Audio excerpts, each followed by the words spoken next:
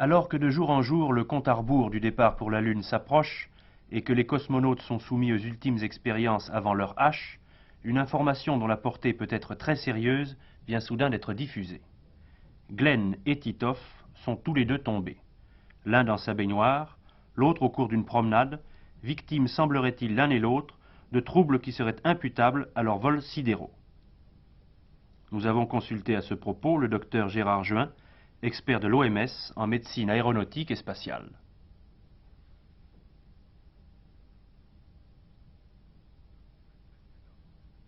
Je crois qu'il faut être très prudent dans cette affirmation. Quand on dit que Russes et Américains s'entendent, c'est beaucoup dire. Et moi qui ai vu, non pas des cosmonautes russes, et je le regrette, mais des cosmonautes américains et encore tout récemment, il n'y a pas de gros problème, semble-t-il. Et si Glenn est tombé, certes, dans sa baignoire, ce n'est pas pour autant que les vols spatiaux en sont responsables.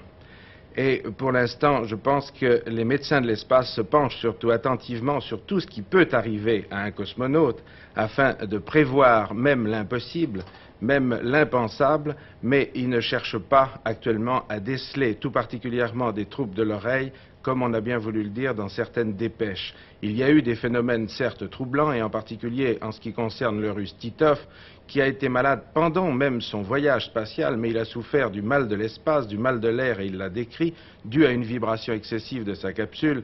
Mais depuis lors, tous ces gens, s'ils avaient eu des lésions sérieuses de l'oreille, vous l'auriez vu, puisqu'on les a aperçus de par le monde allant se promener, et manifestement marchant sans le secours de personne et sans le secours d'aucune canne. Vous revenez des États-Unis, vous y avez rencontré des médecins de la NASA qui suivent de très près les cosmonautes. Quelle importance ont-ils attaché justement à ce... Le problème de l'oreille interne, avec ces canaux semi-circulaires qui président à l'équilibre, ont toujours été un des sujets de prédilection, parce qu'il est évident que quand on met des gens hors de la pesanteur dans des positions aussi invraisemblables que cela puisse paraître, on peut penser qu'il y a des problèmes ou qu'il y en aura. Donc ce sujet est à l'ordre du jour, et il y a une semaine à peine, il y avait une conférence à l'Académie de médecine aéronautique à Pensacola en Floride pour traiter de ces problèmes. Mais de là à conclure que les cosmonautes avaient des lésions de l'oreille moyenne qui les empêcheraient de voler, il y a un grand pas que seuls, je crois, les dépêches ont franchi. Et en admettant qu'il y ait des troubles de l'oreille interne, est-ce que ces troubles seraient permanents?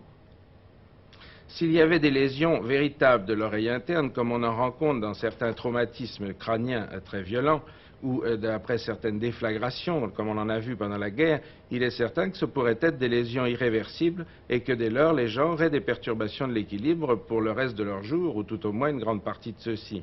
Il y a aux États-Unis actuellement, chez un constructeur aéronautique qui s'est spécialisé un peu dans ce problème, un appareil d'entraînement, une sorte de home trainer, pour permettre aux gens de lutter contre ces vertiges et de lutter contre ces phénomènes dits de Coriolis. Docteur, autant que vous puissiez en préjuger, quelle est l'importance que les médecins russes attachent à cet événement?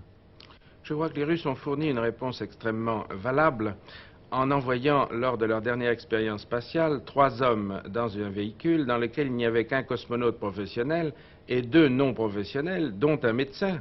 Et ces gens-là n'étaient absolument pas entraînés pour être des cosmonautes. Ils avaient certainement été capables de remplir un certain nombre de conditions physiques, mais sans plus. Et ce médecin de l'espace, le docteur Egorov, qui a volé avec, et qui a raconté depuis lors, même dans des publications médicales, ce qu'il avait observé, eh bien, n'a observé ni sur ses compagnons de voyage, ni sur lui-même, jusqu'à présent, le moindre trouble de l'oreille.